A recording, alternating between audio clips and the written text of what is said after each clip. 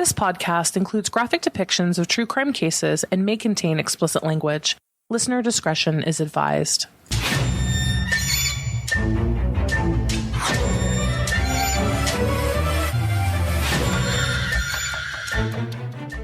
Hello, everyone, and welcome to a new episode of We Saw the Devil. This is Robin. And this is Jackie. And today we are back with Lori Vallow news. There's been a lot that's gone on over the last week, guys. Yeah. And you gotta excuse us. There's smoke all around us right now. Yeah, so if you followed us on social media, you will see the posts that I have put out. So apologies for any raspiness, coughing, gagging, background noise. It's pretty rough here, guys. As everyone knows, we live in Portland, and our entire state is on fire currently. Yeah, I mean, it's really sad, and I feel really devastated for a lot of my friends and a lot of the wildlife. Yeah, so far, over 500,000 people have evacuated their homes, and I believe it's like 10% of the state currently has evacuated. I'm about to evacuate. I can't handle the smell of it. It's so terrible. It's really, really bad here. So apologies for any, again, raspiness. You know, that vocal fry that everybody loves is going to be a little worse today. I could probably go another lifetime without hearing about that. Yeah, me too. Let's just get some housekeeping out of the way before we get into the Lori Vallow news. First, today is your last day to get in on our Patreon. That's patreon.com/We Saw the Devil. We have our true crime gifts going out, and we also have our postcards for the case of the month. So again, we pick a case somewhere in the world. We send you postcards for that case. It's a mystery. And then at the end of the month, we drop our Patreon only episode for that case. Also stickers, true crime gifts, merch, t-shirts, ad-free episodes. Swag. And we really want to make the best produced show, and financially backing the show, even for as little as $3, helps us with our life dream of making a better research and well-produced show. Oh, you mean it's not to sound like Valley Girls? Right? Guys, again, I can't help how I talk. Neither. Can't help how I talk. So you can leave bad reviews all day long about our accents. This is how I've talked since I was a small child. I can tell you where to leave it. Yeah. And, you know, leaving us a bad review is not going to change the way I speak. That being said, you can find our website at wesawthedevil.com. You can find us on Facebook and Twitter at We Saw the Devil. And give our Instagram some love at We Saw the Devil Podcast. We love you guys. Thank you so much for all the support. Thank you so much to everyone who listens to us. We love you across, iTunes, Stitcher, and YouTube. Thank you so much for your support. And please have us in thoughts, positivity, or prayers if you call it. And hopefully we don't have to evacuate. Yeah, we are hoping we don't have to evacuate. We have air filters going currently, so... Editing's going to be interesting. And if you hear it in the background, please excuse this episode. Usually our product is a little bit better. Yeah. Let's start with We Have Chosen. The contest is over. It is done. So our pick for the Lori Vallow Lifetime movie name. Title. It goes to Grace Naomi from YouTube, and her pick, The Never Ending Welfare Check. Robin, I've never seen you laugh so loud out loud. And it's horrible, guys. And I'm not the person. We do not make fun of, of terrible situations, much less child murder. It's heinous and horrible. But the play on the never ending story just got me for some reason. I think it's because it has to do with the never ending story. Yeah. And also it's just way to go. Yeah. Sometimes gallows humor will hit you harder than you think. Yeah, and I lost it and laughed really, really hard. And I'm unsure as to whether it's because 2020 is having me lose my mind. Stealing your soul. Stealing my soul. Waking up to brimfire and doom. Yeah, and, my entire state is burning down around me. Pandemic is still here. The pandemic is still here. So the joke goes, what's next, locusts? Guess what, guys? We've already had locusts in 2020. We are screwed. We are screwed. The end is already nigh. Yeah. All right. So if the election comes, it's going to be right after elections. I know it. Yeah. I hope our deaths are swift. That's all. Yeah. I want to be asleep. I want to be comfortable. And I want to have eaten a really good meal, like lots of ice cream or something. Mm-hmm. So, Grace Naomi, I will message you and leave a comment under your pick. but I laughed harder at that for some reason than I have with any other pick that we got. So you will be getting a $5 Amazon gift card. Woo. And thank you for playing. So Grace Naomi, come on down. Thank you, Grace Naomi. That's hilarious. Yes. Do you want to do a runner-up? I think I'm feeling generous, Robin. Are you? Yeah, I think I have that burning feeling in my belly. I feel like someone else won $5. Oprah. You get $5 and you get $5. And come on down, Colleen. Pardon me if I butcher your name. Is it McGaughy? McGaughy, I am so sorry. But Robin just renamed you. I did. You have a new name now, Colleen. Colleen's pick was the Gold Digger and the Grave Digger. Oh my God, I love. That was Jackie's favorite. That's my favorite. So you too, Colleen, are going to get a $5 Amazon gift card. So whoa. I have commented on your YouTube comments and messages. So please send us an email to info@wesawthedevil.com so we can get your information. Claim your prize. Claim your prize. Again, info@wesawthedevil.com, and we will send that out to you virtually. Good job, guys. And thank you to everyone who participated. Thank you so much. We've had many belly giggles. We did. And we're going to be running, this year is an absolute crap show. So we will be doing more giveaways and contests and fun games like this. Yeah, I'm excited. So if you didn't win, fear not. We have more coming. So I think everyone wants to hear about the freaking arraignment. Yes. Well, let's start. We will get to the arraignment. Let's just start overall because I know that a lot's happened over the last week. Okay, fine. You have it your way this time. Always. Alrighty. So let's just start, guys. I know it's September 10th, but we've been waiting for the arraignment to get this episode out. So we just figured, why not just do all the updates on the 10th? Alrighty, so as everyone knows, on September 1st, John Pryor filed a motion to have all charges dismissed against Chad Daybell. He filed a motion to dismiss, and it says, comes now the above-named defendant, Chad Guy Daybell, blah, blah, blah, blah, blah. Said motion is based upon the lack of sufficient evidence to continue to bind defendant over upon all 4 charges as presented to the court at the preliminary hearing on August 3rd and 4th of 2020. Further, the charges are not supported by the evidence and duplicative as allegations against the defendant. Further, the prosecution has yet to present evidence to support when the alleged acts is supposedly to have taken place and if the defendant acted in any manner to support these allegations. I'll take things that are not going to happen for 900, Alex. Yep. And, I see people on Facebook and Reddit and everywhere freaking out about this. Do not worry. There is nothing to see here. This is actually completely, totally normal operating procedure. This is consistently done in almost most trials. And in fact, if John Pryor didn't advocate as much as humanly possible as his job for Chad, then Chad could come back with an appeal over Pryor not properly defending him. So this is normal. And nothing's going to happen.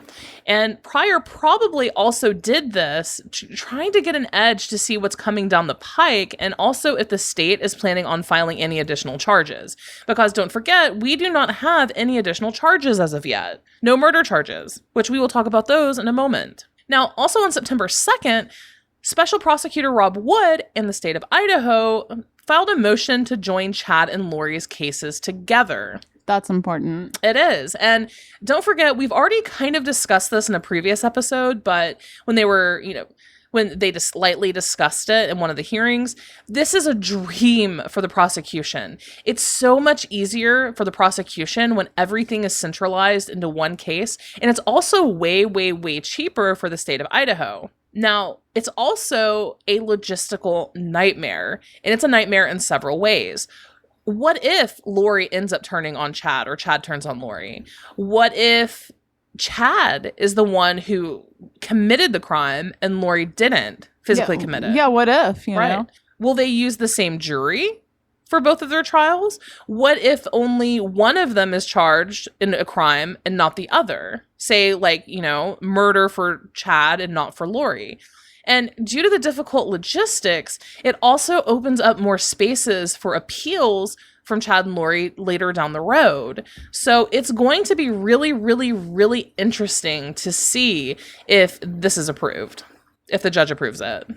My gut instinct is that it will not be joined. And that is just a guess. I personally believe that Chad and Lori were involved in different aspects of this case. Like, say, for example, I personally don't believe that Lori was there with a murder weapon killing her children. It feels like a game of Clue. It does. Like Colonel Mustard in the billiard room with a candelabra. Mm-hmm. I mean, it's very hard to piece together evidence when there's a lot of evidence that goes separately because there's so many different individuals involved in this. You have 2 actors that are the primary suspects in this, too. And they're probably going to try to lay everything at the feet of a dead man, being Alex Cox. Mm-hmm. So it's going to be really, really interesting. I can't wait for the trials. I can't wait for the trial either. I want to know how this plays a role that Alex is dead. Mm-hmm. And it seems that they only have his cell phone ping. They have everyone's cell phone pings, but they've been very, very, very tight-lipped, haven't they? About what evidence and so forth they've had. That's probably going to come forth in trial. Indeed. That will definitely come forth in trial, I imagine. So just as like a scenario, okay? Let's say that Lori completely flips on Chad and acts like she was gaslit and manipulated by him and his religious beliefs. Has anyone actually seen Chad? Like, have you watched our YouTube video that we posted showing him speak at that one Avow event? He is not an Obama-level orator. He is a terrible, terrible, terrible speaker. Don't forget that Lori has a super dirty background with all of her divorces, the sex abuse allegations with the children back in the day. Don't forget Charles Vallow. Exactly, Charles Vallow. Don't forget that she was arrested for shoplifting. Whoa. I mean, Winona Ryder, I love Winona Ryder. I love her more that she was a shoplifter. I know, but I'm a piece of crap like that, okay? I'm like, wow, look at you seeking thrills even though you have the money. But in this case, no. I don't think that she's a thrill seeker. I think she's mentally ill. And I think that she probably did kill her kids. Yeah. You know? I think that she at least participated in some grand, great way. Whether the planning, who knows what beyond, but we will see. And this comes to the murder charges, Jackie, that we mentioned momentarily. Jackie and I are all constantly discussing whether there will be murder charges against Lori and Chad. I personally do not believe that we will see actual murder charges. What do you think, Jackie? I'm speculating we may not. I mean, I know that a lot of people disagree with that, and I know a lot of people are afraid of it. Mm-hmm. But I'm gonna err on the side of safety and say I don't think so. And obviously, guys, again, this is our own personal speculation of what we believe. I am speculating off of the evidence that's been presented so far. Based on what has been presented so far, no murder charges will probably go forward. If they have something on the back burner that they haven't presented, like in the trial that they're supposed to, because pre-trials are meant to withhold the vital information, like hearings and stuff. Like, you're not going to hear the big details until the trial. So until the trial comes, right before the trial or something, after the discovery period, I am not foreseeing anything quite yet. That doesn't mean it won't come, though. It's true. I mean, it may come. I personally don't think. I think that they at least planned it potentially pretty airtight on that with the intent of throwing Alex under the bus for it. I think the best chance personally that we will have for murder charges is possibly for Charles Vallow or Tammy Daybell. So I'm still holding out hope that with Charles and Tammy that we may see some additional charges there. But at the end of the day, we don't know, do we? No, we don't. Call me now for your free reading. Call me now for a free terror reading. September 2nd, guys. So Fox 10 Phoenix and Justin Lum were able to get the Kauai Police Department footage after their records request, the Freedom of Information Act request. And it's footage from the January 26th search warrant that was served on Vallow and Daybell's rental car. Investigators say that Lori and Chad flew to Kauai from Los Angeles on December 1st. They checked into the Kauai Beach Resort multiple times. And don't forget, JJ and Tylee had not been seen since September. And this is when the case got onto our radar. Yes. And oh my God, the smirk. That smirk on her freaking face. It's so frustrating knowing what we know now. I just want to help her. If she wasn't so crazy, I'd be like, you need a skin regimen to moisturize. Yeah. But it's so frustrating and angering to see her with that smirk and that just the smile and the coolness. And the kids were already dead and buried in the ground at that point. That's so sick. Can you imagine having children, like trying to cover it up like a cat with poop in the litter box? Yeah, and just acting so cool. And she's cool as a cucumber with the law enforcement. And I truly believe that she's gained this sense of confidence from two different particular sources. One, she's obviously very self-aware and knows how to use her looks, right? Yes. She's gotten married to Joseph Ryan, Charles Vallow, to, prominent, very wealthy men. And she's known how to get her way with that, and just look at her family. And we've had multiple accounts of how important your appearance and your body image is to her parents. So we obviously know that she's very self-aware and confident in her looks. And she's been getting away with whatever the hell she wants for a very, very long time. I mean, look at beyond the children, beyond Charles Vallow, beyond all of it. She's gotten away with so much. Maybe getting away with murder. Possibly. That'd be sick. I'm hoping that the charges that are being processed and worked on right now from Arizona for Charles Vallow go towards her. Yeah, I hope so. Let's move on to September 4th, my birthday. My birthday. So a change of venue motion was filed on the 4th, and Chad Daybell's attorney says that a jury trial cannot happen in Fremont County. We knew that this was coming. And it's incredibly likely that they would never in a million years be able to find an impartial jury there. No, it's so tiny. The jury pool is extremely tiny there. And, Chad would more than likely raise this in an appeal. So this will hopefully at least stop that possibility and guarantee him and give him the right to a fair trial. And my money is on it being moved to Boise. Boise. I like the word Boise. Mm-hmm. I just want to let you know. It's a larger city. There's a higher probability of a fair trial. And I'm betting that the courtroom is larger and that the city will have additional resources on hand. Because January is going to be an absolute crap show of a media circus. It's going to be like Chicago, the movie Chicago, where this beautiful woman commits murder and all the lights are flashing on her. I don't know if you can call her beautiful now. Have you seen her roots and her skin? It's like... I've always seen her skin. I see everyone's skin. Don't think you can hide it from me under your makeup. I see it through you. Do you remember the book Witches by Roald Dahl? Yes. And how when she starts like melting and like falling apart and they take off their skin masks and stuff. It reminds me of, was it Potion Number 9? Something like that. Love Potion Number 9? Is that the one with Roseanne? I don't know. I'm really bad with actors and actresses, right? But I do know for a fact that they were drinking the Fountain of Youth and then they don't have access to it anymore or something like that. And they start falling apart. Literally they start aging before your eyes. And it's vicious. That's Lori. Lori is falling apart in prison. And yes. I am not sorry. I'm not sorry about that at all. She gets what she gets. Alrighty, so moving on, we have Mark Means' Instagram post. So Mark Means, for some reason, no one knows or understands why, decided to put on Instagram, quote, been reported that either one or both of the Woodcocks, Kay and Larry, attempted to sneak microphones or recording devices hidden on their bodies into the Chad Daybell preliminary hearing. Fremont County deputies made them remove them at entryway to the court. Maybe on behalf of A&E and then money signs documentary? As if the damn thing wasn't televised anyway. Really? Is he trying to say that they're tainting the jury pool? I don't know what. He's just trying to basically paint them out to be doing something illegal. And what possessed this man? What possessed this sentient pine cone of a man to put this on Instagram and his social media? I do not understand. Sentient pine cone of a man. I don't understand.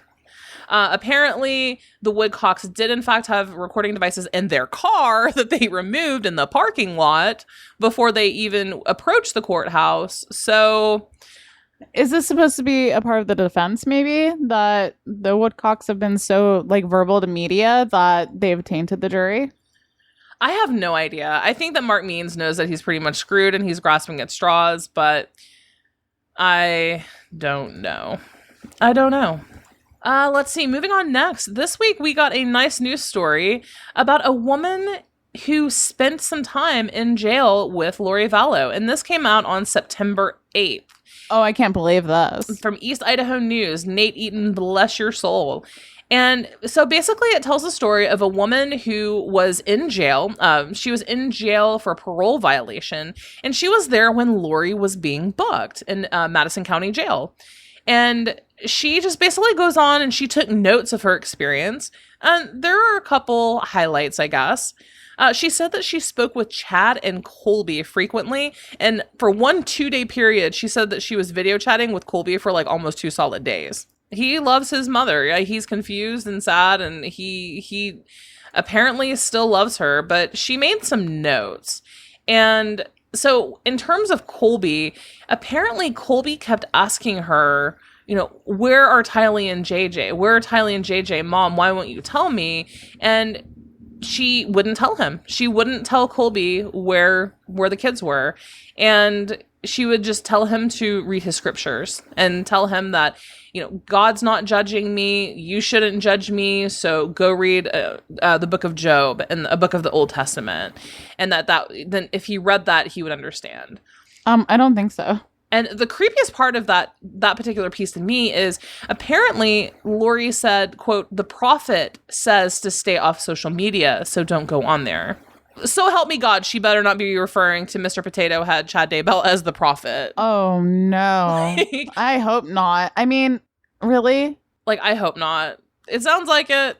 It's just, ugh. I've seen cheese look like more of a prophet, like blue cheese. Mm-hmm. I've seen bowel movements look like more of a prophet, but... Watch your language. I know, but alas. Yeah, so that was creepy. And just overall, she painted a picture that... Lori said that the jail in Hawaii was really bad, that there were cockroaches on the floor.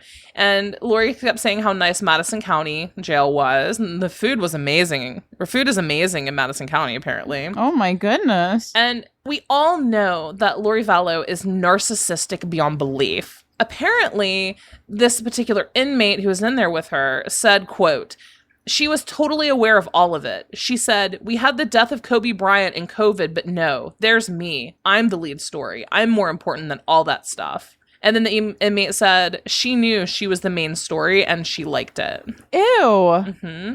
She liked it. She likes being the center of attention. And the mystery of her makeup in her previous hearings has been solved. So apparently, inmates, I learned, use Jolly Rancher candies and colored pencils for lipstick or eyeshadow. And I don't know, but I would not trust being close to Lori Vallow with a colored pencil.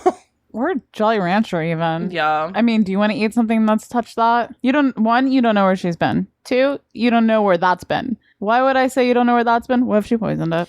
The inmate who Nate Eaton in his writing calls Missy Cook just for anonymity said, speaking of Lori, this is a quote from the girl. So she comes to the door and has on this bright pink lipstick. And she said, how does it look? I hesitantly paused and said, oh, you look good. I gave her some tips and said she could use a regular lead pencil to draw in her eyebrows and helped her get ready for court. So do we have this Missy Cook girl to blame for Lori's? Oh, poor girl. At least she didn't look quite like Ronald McDonald, but she looked more like a melting Happy Meal. She looks like Mimi from the Drew Carey Show. Oh, no, that's too nice. So, and these are direct quotes, credit where credit's due. These are direct quotes from East Idaho News' article. Cook says Daybell knew how big of a deal the hearing was and looked forward to it. When she returned to her jail cell hours later, she wanted Cook to watch the news with her. As the news came on, she said, here it comes. Here's my story. Turn it up. Let's see what they say about me now. Jeez. I wonder if she's kind of like a ringleader in jail. Mm-hmm. She's off apparently in the segregated pod. So I believe that there are 2 units in the segregated pod area. So she's not out, to my understanding, in general, or at least at this time, with general population when she got there. It's such a tiny jail. Imagine doing one person wrong that's in there for a while. Yep. And then the article basically just goes through life in jail and what a typical day of the jail is. And So we won't go through there. Again, you can go to eastidahonews.com, and the article is titled "Woman Speaks Out After Spending 4 Days in Jail Alone with Lori Vallow." And this article closes with the woman, this anonymous inmate, saying, quote, "I thought the kids were alive. I really did. I thought they had a polygamy compound and they were there working while she and Chad went to Hawaii to live their lives." She says that Lori said nothing. She didn't seem sad. She wasn't depressed, but she never talked about the children. So she actually herself thought the kids were alive, but we'll see. So that was a very interesting story that released out there today. And that's pretty much it, guys, for that. Let's just move on to the arraignment. Yeah, I've been looking forward to arraignment. Me too. So in terms of the arraignment, it was this morning, September 10th at 9 a.m. Pacific Standard Time. And as everyone likely now knows, Lori Vallow pleaded not guilty. Not guilty. I wasn't sure, to be honest. Mm-hmm. I wasn't sure if she had turned on Chad yet. I wasn't sure either. Because I feel that Lori has no loyalty in her whatsoever. I feel like her entire life, her entire point of her existence is to basically use people for as long as she can and then turn on them when the going gets tough. Yeah, it just seems that way. I mean, especially with men she's with. Yeah, exactly. So immediately the first piece that I found interesting was Judge Dane Watkins. He's the judge. He calls the case, and he immediately refers to Lori as Vallow Daybell, Mrs. Vallow Daybell in the introduction, and then he referred to her as Mrs. Vallow from there on out. Mark Means, her attorney, continuously referred to her as Mrs. Daybell. Huh. So we have to look and analyze the nuance and the usage of their language. So Mark Means is very clearly calling her Mrs. Daybell. Is he trying to tie them together, saying that she's, Daybell? Also an actor. Right. Also an actor. So she was wearing that hideous blue sweater. I hate her voice so much. I know everybody hates my voice, and that's fine. Yeah. Hi, yeah. That's exactly how she sounds. Yes, I do. Like, what? It's not going to work on the judge. So I think that may be how she naturally sounds. in the podcast with Jason Mao and Melanie Gebb, she had a little bit more substance to her voice, but in all of these hearings, it's, yes. Stop. You're giving me like, Okay. I'm going to vomit. Stop it. I can't handle that. No. Okay. No. Stop. It's So creepy. Lori ended up waiving the formal reading of the prosecutor's document. She's probably at this point, so just, I don't even know. But she waived it. She knows what she's charged with. She waived the formal reading of it. So then Judge Watkins went over each count and the possible penalty for each count. And she's just sitting there minding her own business. And she puts in her plea, a plea of not guilty. So what we know now is that so far on the books, guys, we have a pretrial conference for March 22nd at 10 a.m. And then the jury trial is set to start on April 2nd of 2021, also at 10 a.m. So we have a while here. And then also this afternoon, I'm glad that the fires forced us to hold on recording because John Pryor put out a motion today with an objection for the joinder back in response to Rob Wood and the prosecution's motion to join Chad's and Lori's cases. So his little thingy here says, comes now John Pryor, counsel for the defendant in response to plaintiff's motion to join this case with State versus Lori Vallow. Defense asserts that the overwhelming amount of local media coverage makes it impossible for Mr. Daybell to receive a fair trial in the eastern Idaho area. Joining the cases combines the coverage of both defendants' local media as well as national media and only adds to the level of attention and knowledge prospective jurors would have in this case. This was particularly true in all of eastern Idaho, where the media coverage and local attention is at an extremely high level. This joinder would only add more attention and more bias to a case that has grasped the attention almost everyone in eastern Idaho. Joinder would be extremely prejudicial to Mr. Daybell and his right to present his defense. And that was dated yesterday and dropped today. Yeah, so John Pryor has come out hitting and said he does not want them joined again completely. That was obvious. That was definitely going to happen. And so now we shall see. Ultimately, again, it is up to the judge in the case to determine whether he wants them to be joined. I personally don't think they will be. I think they will. 50-50. 50-50. Yeah, that's the news for this week. Did you have anything to add, Jackie? No. So if you haven't, our last episode, guys, is an episode about Love Has Won. And some of you may be familiar with that name. And if you haven't listened to it, go back and listen, because there's a lot of talk that Zulema Pastenes has been involved in Love Has Won due to the ties to Hawaii, the ties to Arizona, and also Colorado. And we found zero evidence of this at all, of her involvement. Correct. However, it is drama filled. That's drama. Yeah, so if you like the idea of listening about cults or just hearing some crazy people doing crazy things, please tune in to Cults Uncovered. Again, you can find us on Facebook and Twitter at We Saw the Devil, on Instagram at We Saw the Devil Podcast. Our website is WeSawTheDevil.com.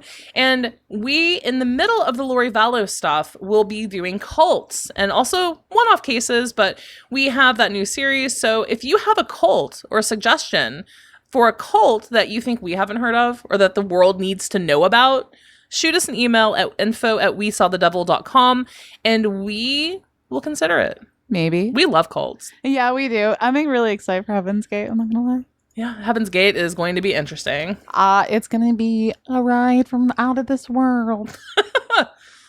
10 out of 10 on the cheese.